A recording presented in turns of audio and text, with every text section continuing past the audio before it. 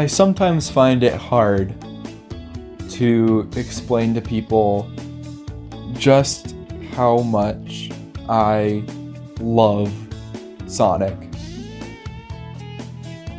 It's hard to explain because it's such a visceral feeling for me. And I'm sometimes a little insecure about it, not going to lie. Because sometimes I feel like it's weird for me as a grown man to be as much in love with the Sonic franchise as I am. But at the same time, I say, screw it. I'm allowed to like what I like, so I'm gonna like it anyway. I mean, I don't really have much of a problem with embracing my childhood things. In fact, most of my newfound adulthood has partly been me rediscovering all the things that I liked as a kid. And now I have a bunch of stuff from childhood, mostly video games though, and a lot of those are Sonic games. Though I didn't grow up with like a ton of Sonic games. I mostly grew up with Sonic Adventure 2 on the GameCube and Sonic and the Secret Rings on the Wii. And as much as people hate the latter game, I still kind of have a soft spot for it, mostly because I grew up with it, and the theme song for that game goes hard, as the kids say. But I've been wanting to explore why I so strongly love Sonic the Hedgehog, and why I have this weird fascination / obsession almost with the franchise and its games, and why I have such a strong emotional bond to specifically Sonic Adventure 2. I've talked about in a previous video that the Sonic movie 3 really spoke to my inner child somehow. Because it took a lot of inspiration from Sonic Adventure 2. For example, I was looking through the soundtrack of that movie because I was curious, and I realized that almost every single one of the tracks in the OST is named after a line from the game. And I gotta tell you, as a Sonic fan, I was stoked. That really made me excited. I was super overjoyed because they weren't even, like, some of them weren't even lines that were like super recognizable, but I know them because I know that game and its dialogue like the back of my hand, and I recognized them. Like one of the tracks was titled "Wow, he's fast," in reference to when Sonic meets Shadow for the first time in that cutscene, in that iconic cutscene. And there was one that was called "For All the People on That Planet," which, if you know Sonic Adventure 2, is in reference to the flashback when Maria is urging Shadow, saying, "For all the people on that planet, something, something, something," and then she sends him down from the space station, which is interesting that they decided to use that line, because in the movie, the space station like isn't a part of it. Maria in the games grew up in the space station, but not in the movie, so that's really interesting that they decided to go in that with that line for the title of that track. But I'm not nitpicking. I'm overjoyed with enthusiasm that they did that. So what is it about Sonic? Like, why do I love him so much? And why does Sonic speak to so many people? Because I'm definitely not the only one who enthusiastically loves Sonic. There's something about Sonic that people want to be a part of. There's something about Sonic that speaks to people.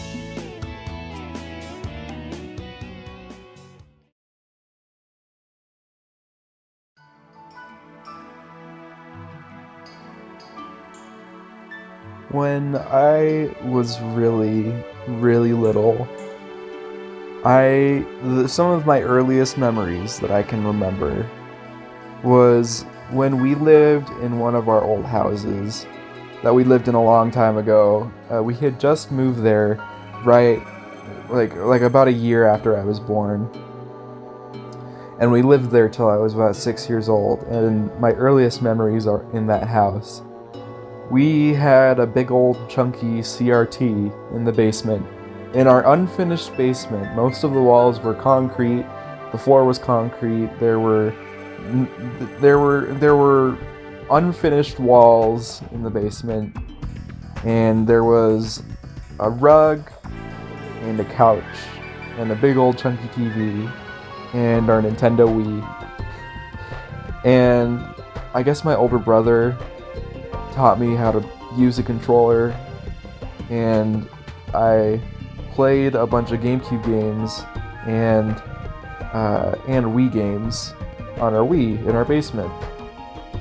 The earliest memory I can remember is playing Ocarina of Time on our Wii and running around as Link. But also, I played Sonic Adventure 2, and we also had Netflix on the Wii, I believe, and one of the shows on there was Sonic X.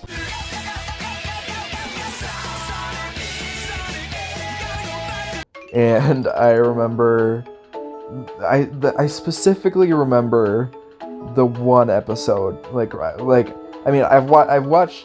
rewatched Sonic X as an adult, but I remember as a kid, I have this distinct memory about one episode. It was the one where they're filming a movie or something, and then they're in like a mansion, and it's like, and then there's ghosts or something, and they have to like put the hourglass thing somewhere and to get rid of the ghosts. And for the longest time, I thought it was a fever dream until I found that episode and I rewatched it, and it was just like, it was just wild, seeing it for the first time since I was like 5 years old. But, as a kid, I didn't have much to do, and so I would play video games. And, all my siblings would be in school. Most of my siblings, well, all of my siblings are at least 6 years older than me. So, they were all at school. And so, it'd just be me and my mom at home because my dad was at work. And my mom was, busy doing stuff. So it was just me and the video games, and I grew attached to these characters, and a lot of times as a kid I played pretend. I never really played with toys. I never liked toys. Toys were boring to me. I didn't want to play with the characters. I wanted to be the characters, and so I would dress up as my favorite characters, and I would run around the house and the yard pretending to be Link and pretending to be Sonic, and even Pac-Man, because we had Pac-Man World 2 on the GameCube, and that was another one of my favorites growing up. So I also have a special place in my heart for Pac-Man, of all characters. I also played Luigi's Mansion, and I played Mario Sunshine, and Mario Galaxy, and all these games.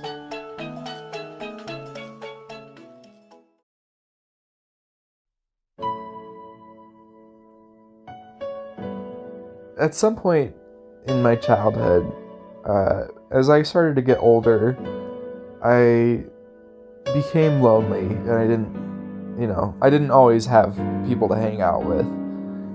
And I feel like as a kid, these characters, specifically Sonic and Link, became really close to me.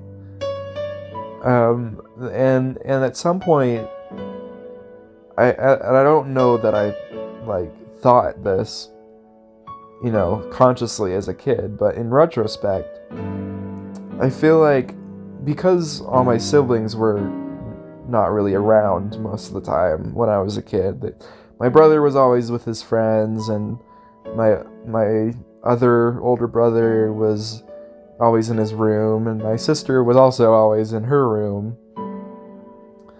And they didn't really want to hang out with me because they were, teenagers. I spent a lot of time with Link, specifically, and Sonic, of course. And these characters kind of became like friends and siblings to me, I've thought about drawing a picture of me playing video games sitting next to Link. With Link being sort of like an older brother type of figure, because when I was a kid, Link kind of was the older brother I always wanted. I always looked up to Link, and I wanted to be like Link, and I wanted to be a hero, and I wanted to go on adventures and be brave and courageous and explore things. Something about Zelda and Sonic specifically really captured my imagination as a kid. And, and since I sometimes struggled socially as a kid, making friends and stuff, Sonic I always kind of saw as like a friend, where Link was kind of the older brother that I wanted. Sonic was like the friend that I wanted. I wanted Sonic to be my best friend. I think I actually remember, like being a kid and laying in bed late at night, because I always struggled with sleep as a kid. I still do struggle with sleep. But I would be up at night and I'd be drawing pictures of Sonic and coming up with and making up stories about Sonic and sometimes like me and Sonic being friends and I thought about like, oh man, I wish that Sonic would come to life and be my friend.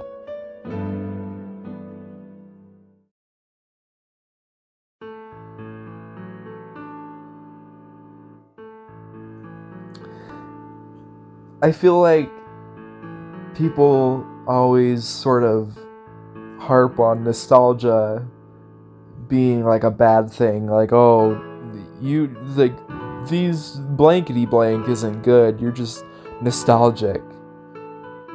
But I don't think that that's 100% fair to say, because I mean, when I was a kid, there were games that, I mean, yeah, they might be a little nostalgic to me now, but even as a kid, I didn't like.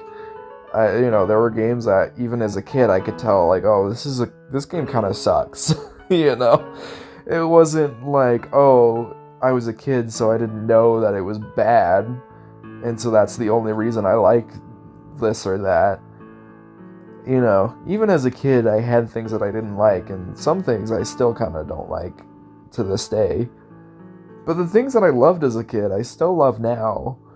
And I don't think that's because of just nostalgia. I think there is quality in these games that I loved. Like Zelda, pretty much every Zelda game, arguably, has been of great quality. And I know that Sonic games get a lot of flack on the internet, but I feel like I see the quality in them. But just going back to nostalgia, I feel like that's just one aspect of why I really have an attachment to these characters. And like I said, a big part of it was because, when you're a kid, you spend time with these characters and you grow really attached to them Because when you're a kid, you don't have, all the money to spend on video games. You're pretty much limited to whatever your parents will buy you. And so, the few games that you do have, you play all the time. And, for me, as a kid, I guess it wasn't necessarily that we did have quite a few games, but I always found myself coming back to a certain few games that I would always play, and that I always was really fond of. And pretty much all those games I still own, and I still play. And I don't know, I just think sometimes we're too afraid of nostalgia, like it's this bad thing. But I find that I really kind of just don't care, I like what I like, and if you don't like that, well, screw you, Like, I don't care what you think about the fact that I like something. I'm not just gonna stop enjoying things.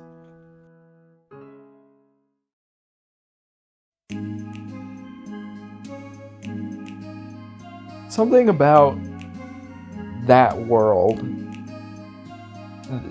there's something a little bit escapist about it. And it's something that I'm finding myself kind of going back to as an adult. Like, because it gives me a sense of escape. Something about the Sonic world, I find myself always going back to, and it brings me comfort. A lot of times I'll listen to songs like City Escape and Live and Learn, and it's like an instant mood booster. I immediately, my mood will go way up when I listen to those songs. I get super pumped up, I get super excited, I just get in an instant good mood.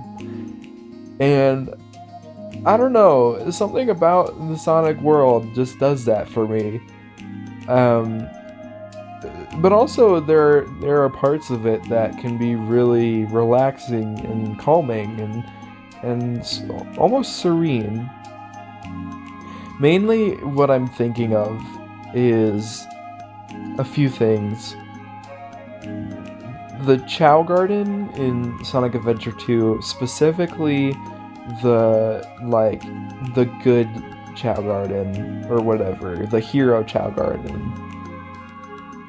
Something about the music in that one, and the wateriness, and the clouds, and the little floating islands in the back, way in the distance, and the Roman-esque classical architecture things.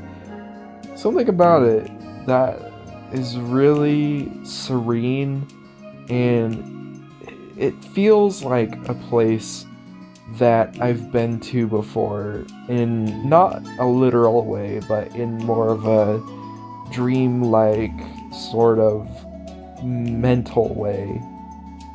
I feel like I've been there in my dreams. I feel like I've found solace in places like the hero Chao Garden in my dreams.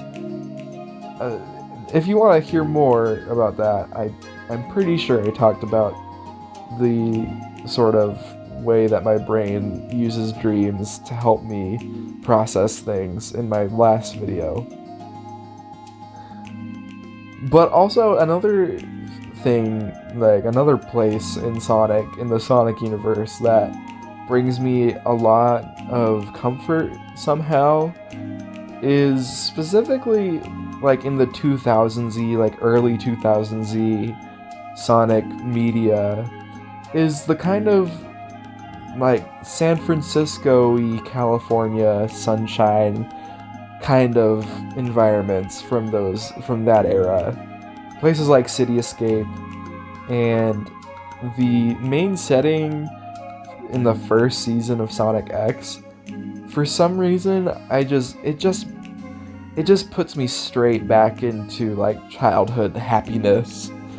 I can't fully explain why or how, but something about that sort of serene, cool summer's day sort of environment in that sunny California environment that, by the way, I've never really been in California before. I mean, we went to California when I was like 5, but I barely remember anything from that. And so, there's something about, it's not even about the real California, which I don't know that I really would want to go to real California. Something about the Sonic version of California is really appealing to me. And yeah, I don't know, something about City Escape and the sort of the sunny like morning kind of afternoon. I don't know, it's hard to explain. But also, something about City Escape specifically really spoke to me as a kid. Sonic was also the thing that that started my love of rock music. I mean, I remember as a kid, I remember thinking to myself, I love rock music because I listened to Sonic music, and that was my conception of rock, and I still love rock music, and I still listen to Sonic music as well. My taste in music has definitely been shaped by Sonic a little bit, and something about Sonic music has always been a big part of my love of Sonic. There's definitely an aspect of the music, the visuals, and the sort of atmosphere of Sonic that just really speaks to me. And like I said, I keep saying, but specifically in the early 2000s Sonic things, something about that time period really speaks to me. Like, I don't know, it's hard to explain, but I feel like for me, I mean, I just have a really big imagination to the point where sometimes, like, my imagination isn't limited to just visuals. I hear things in my imagination, but I also sometimes literally feel things in my imagination, like touch-wise. And one of those things is whenever I play Sonic Adventure 2 and I go into the Chao Garden and I go into there's a specific menu where actually not even just the menu. When you go into the Chao Racing menu, there's this area, it's fully 3D modeled, and there's something about it that is really serene, and there's this type of like sensation that I associate with sereneness for whatever reason. And I associate it with water, and specifically like mist, and sometimes like the smell of chlorine, even though like that's obviously not like a natural smell, like, the ocean doesn't smell like chlorine. For some reason, that's still a part of it. And visuals like the one that I'm showing right here from this part of the game really evokes that for me.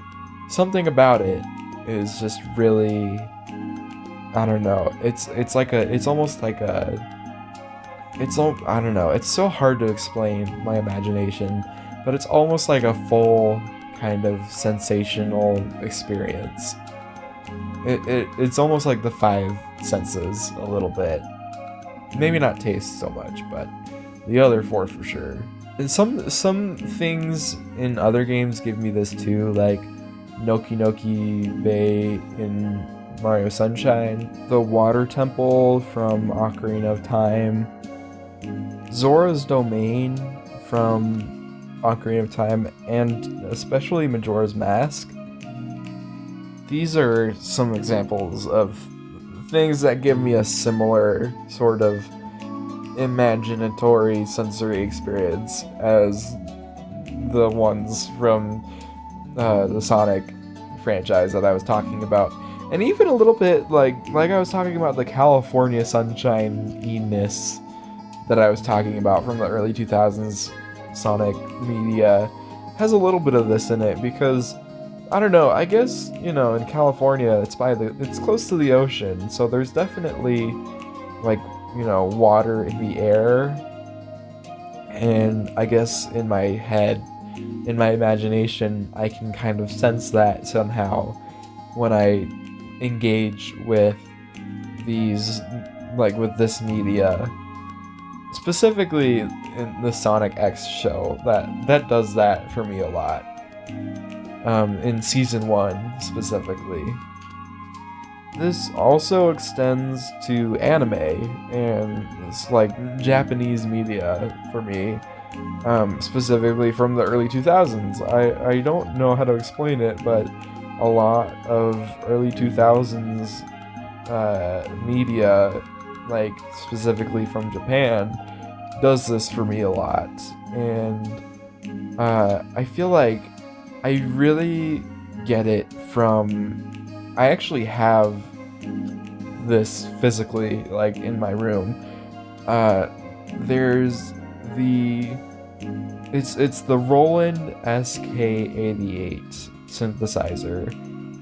I actually bought that synthesizer, and it has a keyboard on it, and I really love going through it and messing around with all the sounds on it because it's basically the sound of the 90s, and it's got all of the sounds that you will recognize if you've engaged with anything from the 90s and early 2000s. And there's something about that synthesizer and those sounds that really creates this sort of sereneness that I'm talking about.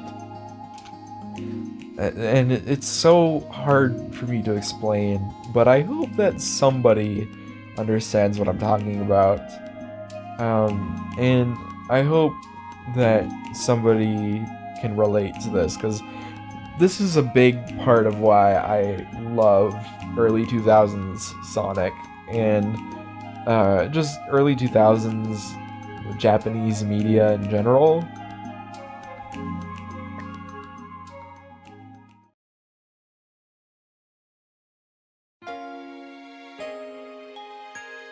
As a kid, something about Sonic's optimism and attitude and sort of like resilient sort of demeanor really spoke to me as a kid, and it speaks to me now because I don't know, like there's such a sense of freedom in City Escape and in like Sonic as a character. So much freedom to be yourself and to just not hold back and just do what you want to do, in Sonic's attitude, I mean. And sometimes I envy that. I sometimes find myself wishing that I had the confidence to be able to be like that, to just not care and to just be myself. Because I mostly don't care, I mostly am just being myself most of the time. But I'm not all there. I'm not all always confident. And I see that in that character, and I want to replicate it. I want to be like Sonic, like, in that way, you know. And I feel like I'm talking to him as if he's like a real. I'm talking about him as if he's like a real person, but he's not. He's just a character. But I guess it just speaks to how influential that character was on me growing up, that I feel this way about him. I guess I'm trying to explain, or figure out how to explain, what this sort of magical quality to Sonic that I really love. And I'm going to be honest, I'm gonna have to steal a point that I got from a video that I really like, by Pariah695, I believe is what his channel's called. But he has this video called What Is It About Sonic, I believe. And he brings up this this point that really spoke to my brain and my imagination. And it's that there's another Sega property, another Sonic Team game actually, called Knights. And it was, I believe, on the Sega Saturn. And Knights, if you know anything about Knights, is this character who appears in the dreams of the characters in universe. And pretty much, I haven't played Knights, so I'm not as familiar with it, but I think the idea is that Knights will appear in the dreams of these characters, and will help them through their troubles and things. And that might not be 100% accurate, but that's the gist. But the creator of Knights once said something to the effect of, he has this fun kind of like idea that when you have a dream about Knights and you talk to them and you interact with them, that is the real Knights, because Knights is a character that exists within dreams. In the games, Knights doesn't appear in quote-unquote the real world. Knights is a character that is limited to being just in dreams. So when you dream about Knights, that is the real Knights. And it's cheesy and goofy, but I love this idea. I love that aspect of Knights. And even though I've never played Knights and I don't know much about Knights, there's something about that really captures my imagination. And the guy in the video, Pariah, says this similar point that I'm also going to iterate, which is that Sonic has a similar quality. I think part of the reason I love Sonic so much is that he has this quality of Sonic is aware that he is a video game character. And I know that sounds a little confusing, but hear me out. When you play Sonic games, Sonic, he's always looking at the camera and interacting with the player. Sonic, as a character, he's not a literal character in the sense that he experiences hardship and turmoil and stuff, that a literal character does. Sonic is more of a metaphorical character. Sonic is the embodiment of all things good in the Sonic universe. He's almost a sort of supernatural force. to some extent. And Sonic, being a metaphorical character, is aware that he is a video game character. And the reason he goes on these adventures, it's not because he's a literal character who loves to go on adventures. It's because he knows that when he goes on adventures, he gets to share them with the audience. He gets to share them with the player, and it brings the player joy. And that's why he likes going on adventures, is because he enjoys going on adventures with you as the player. He wouldn't do it otherwise, because what would be the point? There's something about Sonic as a character that has this sort of magical quality that I really like. It feels like Sonic as a character goes beyond the video game somehow. It feels like Sonic, and to some extent, is a little bit real. And it's really hard to explain, but there's something about Sonic that feels a little bit like Sonic is kind of... Sonic isn't just the character, he's the fun that you have when you're playing the game. He's the joy that Sonic games brings to the Sonic fans. I'm gonna steal another point from the Pariah video, but in Sonic Adventure, there's a part where you know, when the whole city is destroyed and Sonic is about to go super, there are some background characters who go, "You can do it, Sonic," and "Come on, Sonic, you can do it," and then they all start chanting, and they all start going, "Sonic Goo, Sonic Goo." Do you know where that chanting comes from? Do you know who that is?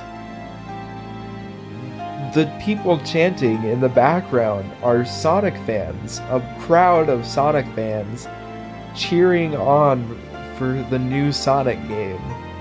It's a recording of a bunch of Sonic fans chanting Sonic, and there's something about that I really love. I just can't get over. It's something that it's like in the game, because in the game Sonic goes super because when Sonic goes super, he is the embodiment of all of the love and feelings of the world around him. And so to have in-game the chanting of a bunch of Sonic fans, it's like Sonic himself is aware of the Sonic fans, and it's like he's using the love for Sonic that the fans have to go super, and there's something really charming about that I really love. And it's I don't know, it's so hard to explain why I love Sonic, but there's something about Sonic that just really captures my imagination, where it feels like Sonic isn't just a character. He feels like more than that somehow. And I hope this video was able to resonate with anybody. I feel like I don't really know exactly what I was saying throughout this video. Like, I don't really know where I was going with the whole thing, but I just kind of spoke from the heart. And I hope that I'm not the only one who experiences things like this, because I just have a really vivid imagination, and so I feel like sometimes I experience things differently or see things differently in a way that most people don't always understand. But I hope if you finished this video, I really appreciate you, and I hope that you enjoyed what I had to say, and I hope that you know what I'm talking about, or at least understand. And with that, I'm gonna end it here, but I hope that you all have a great day.